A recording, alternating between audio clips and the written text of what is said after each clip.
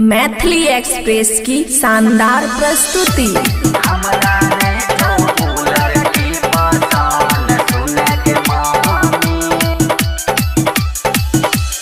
बाबू त चाहो नगद नारायण चढ़ल हुंडा साइन सुने गे मम्मी हे गए बाबू त चाहो नगद नारायण चढ़ल हुंडा साइन सुने गे मम्मी हमरा नहीं छौ उलर के पसंद सुने गे मम्मी हमरा नहीं छौ उलर की पसंद सुने गे मम्मी। डीजे सुमित सतीश रैमा।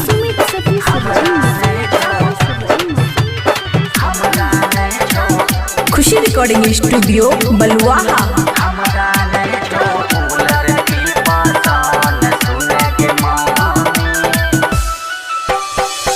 बाबू से कही के ई शादी रोकवा दे नहीं तो हमरा जहर माहुर ला खुआ दे।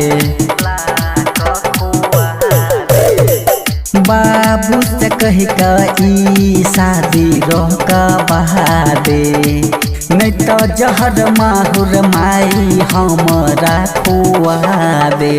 बाबू छो और है हमरा छो मारे तू ही पूछो कही न सुने गे मम्मी हमरा नहीं छो ऊ छोरी पसंद सुने गे मम्मी हमरा नहीं छो ऊ लड़की पसंद सुने गे मम्मी। डीजे सुमित सतीश रैमा।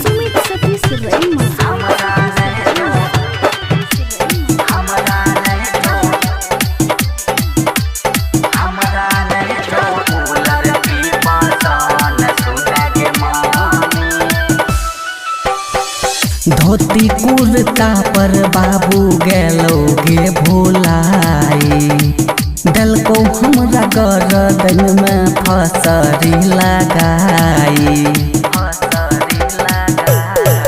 गए धोती कुर्ता पर बाबू गेलो गे भोलाई डलको हमरा गर्दन में फसरी लगाई। संतोष साजन पना की कहो भूरा दही न दीन सुने गे मम्मी हमरा नहीं छो ऊ छोरी पसंद सुने गे मम्मी हमरा नहीं छो ऊ लड़की पसंद सुने गे मम्मी। खुशी रिकॉर्डिंग स्टूडियो बलुआहा।